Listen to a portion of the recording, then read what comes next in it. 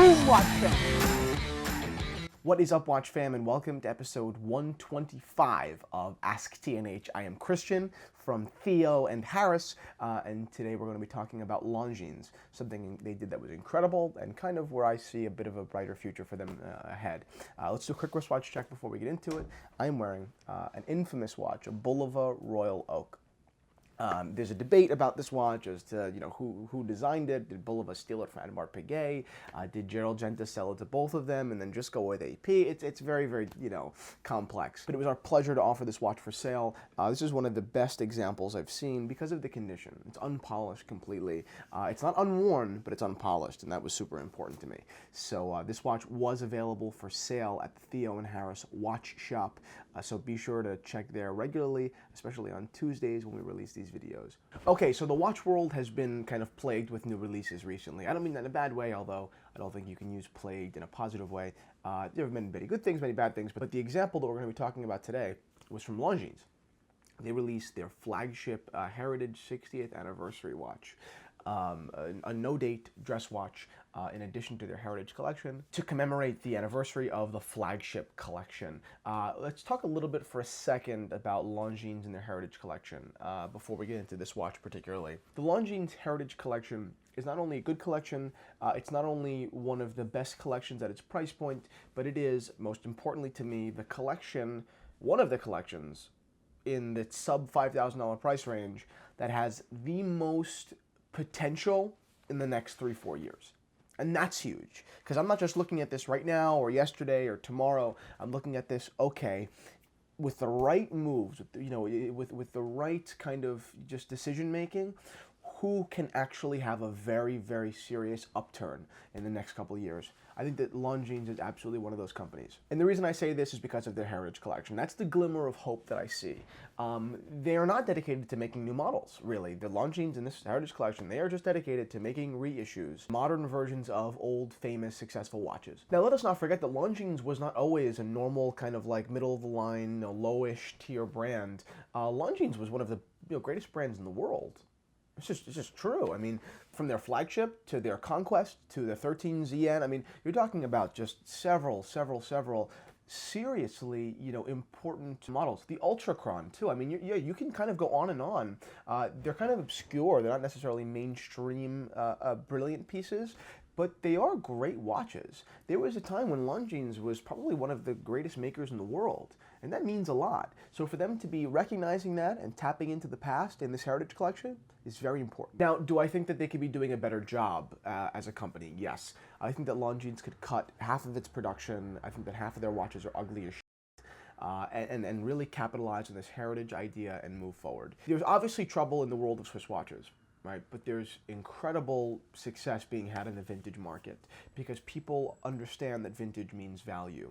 Now, not only does vintage mean value, but the more vintage watches that are on people's wrists, the more other people's eyes become kind of familiar with vintage. Right? So this Longines Heritage Collection could really ride the, even though they have nothing to do with the vintage market, they could ride the coattails of the vintage, revival. And that's a super interesting idea. So let's talk about this watch particularly. The watch comes in at 38.5 millimeters. It has a super refined dial. They're producing it in yellow gold, rose gold solid, and stainless steel. It's being powered by an ETA movement, a very standard movement that I think is perfect for Longines because of serviceability and reliability in the future. That's the key. Longines is no longer hot horology. They no longer have to be dealing in complex movements that are a headache in 7 to 10 years. I think that Longines should be in the game of just really well-designed watches with, basic, no-frill, solid ETA movements. That combination is perfect. And this watch represents that future, I think, very, very well. Why this watch excites me so much is much of my criticism about the Heritage Collection is corrected here. I think that in the Heritage Collection, watches are too big. There are too many misplaced and awkward date wheels. I mean, actually, those are my two big, my two big complaints.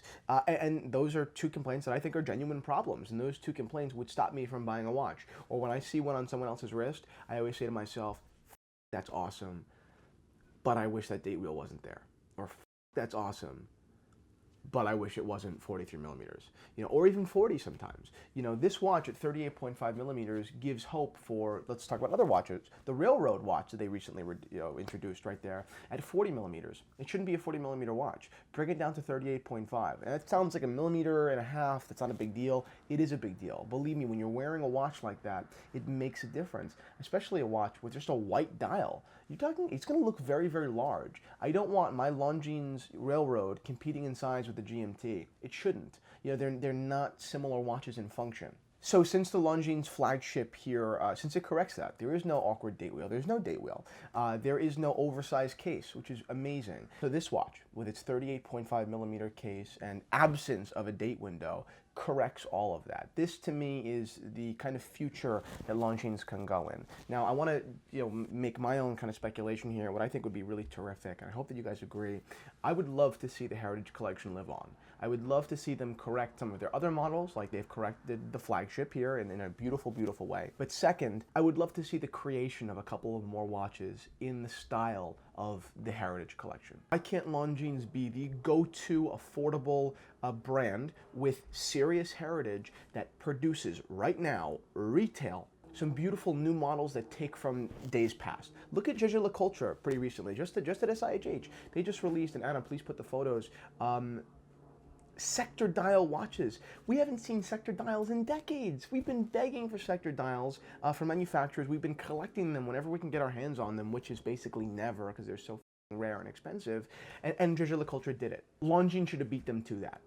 That should be Longines' game. Not necessarily to produce too many watches, because then you're finding yourself in the same pit as you did this past time, but take time and create some terrific watches. We're not asking for too much as far as design. I'm not asking for massively complex designs, but don't make a flagship, or continue making the flagship, but alter it. Change the lugs. These classic flagship lugs are classically flagship. You can't steal those and put them on a different watch. Those are for the flagship. But make a new one. Maybe use a case inspiration from an old one, but change the dial completely. I would love to see Longines actually be creating new watches, not just pulling from the past, because to me their only collection really worth talking about, and there are some other watches and there are other collections, but the only collection really worth talking about for the future of Longines is the Heritage, I believe, and in expanding that, maybe taking the name Heritage off of it, this Heritage collection, this experiment that has done very, very well in the press, and I think in sales. I mean, I've seen more recent Heritage purchases and other purchases in the Longines line. With this kind of foundation, if Longines were to build on that equation, build on this kind of system they have going, add a movements, automatic. I'll even give you the automatic, even though I'd prefer manually wound. Case sizes that are both modern and conservative in size and detailed. I don't mean like an Admor Piguet, but detailed in design, some sort of distinctive design, as well as dials that truly are interesting. Dials that pull from the past and have detail and kind of give you things that you couldn't have at this price range. Think in a classic way that other makers at that $3,000 price range aren't thinking in. Longines has an opportunity to kind of refresh here and to close this whole ramble thought here. They've made the corrections here that everyone who thinks they know better, every morning quarterback like myself and every other watch blogger and vlogger says they should have made. Right? We all agree, even though we all may not like each other, we all agree that these changes needed to be made because these would, kind of more perfect the watch. And they would allow us to give reviews that were entirely positive. I have nothing bad to say about this Longines Flagship. And that's a big endorsement.